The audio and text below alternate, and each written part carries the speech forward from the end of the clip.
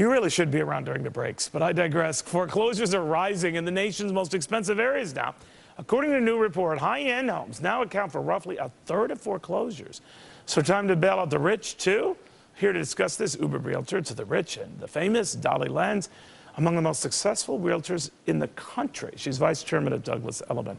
What do you make of that? Now the realtors are coughing up. The rich folks are coughing up. I guess their realtors are too. Yeah, well, it makes sense. I mean, all these loans that were written for very high percentages of value and the value then, and now the value is catching up where you don't. Well, what were high percentages to value then? I did a lot of loans that were 90%. Really? Yeah, 90 then. 90 then, and Which we means know that 50 they've now. come down 20, 30% since then. So these Exactly. people are all underwater. Yes. What is the new rule now? In terms of what you can get a loan? Yeah. 70%? Less. Generally 50, 60. Really? Yeah, in the high end, yes. So, and what's the high end? A few million.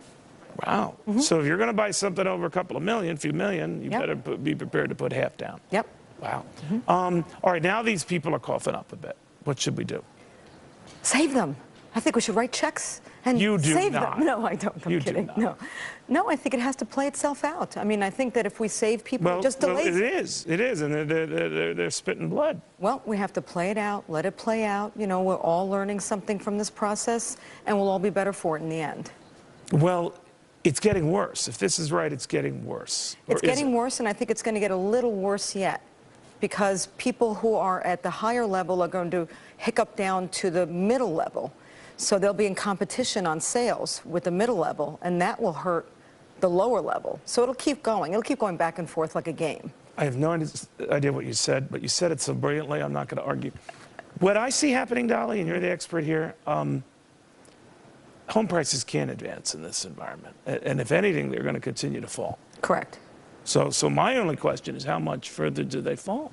Depends on the region, depends on, you know, the push from other areas. It depends on a lot of things. Well, we're in the Northeast right now, which for a while was the epicenter of all of this. You have Florida, obviously, which is its own anomaly. And Vegas. Vegas, right. But what about here in the Northeast? Well, New York City-centric is pretty good. We're actually we pretty much went unscathed, just about. Well, that makes me wonder how long that can last. Well, you know, as long as employment is okay, I think it'll be okay in New York City itself. Yeah, but it's been inching up again, even for the well-to-do. Yeah, well, unemployment is key. With unemployment not being in check, we have a problem. So unless that reverses, don't expect prices to rise anytime soon, across the board. Across the board, I agree. Okay. So what areas that were hard hit do you see starting to show signs of life?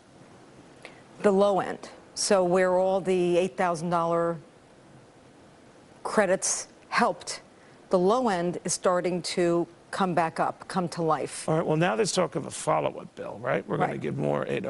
That might be higher. It might be as high as $15,000, but it's still the low end to you, right? And that, Well, you'll it's a see a low little end. activity, and then what? Foreclosures are getting absorbed. The low end is getting absorbed, and that'll push up. But eventually, the push down, I think, will be greater than the push up. Yeah, but So- these foreclosures and short sales and homes being sold at well worth and they're less, that's been keeping not only a lid, but a lower lid on these prices. How long does that phenomenon last? I mean, I see it lasting, I mean, throughout the country, forgetting Florida and Vegas, I see it lasting at least another year. Really? Yeah. You ever, the richer clients you reach out to, do they ever have like a Don Knotts moment where they're just like, Andy, Andy, Andy? I mean, are they still frantic, or are they still calling you up constantly and saying, my God, should I get a house? Should I get They're cautious. this penthouse? What? They're cautious now. What does cautious mean? Cautious means, you know, before you walked into an apartment, you fell in love with it, you bought it. Okay, it's asking $4,500,000. Let's bid 4.3. Let's close the deal out. Now it's like, okay, give me all the comps. What did the other one sell for? Really? So What's it worth? Yeah, and they're really cautious. I think that's all good. I was that way with a Velvet Matador painting I bought. I wanted to make sure I got adequate comparisons with everything, and I got a good buy. Yeah. That's interesting. So if you're right, we still have a little bit more hell to pay. And you're But we'll smiling learn as you're something from saying it, so it'll be good. Okay, well, that's good. That's good. Righty.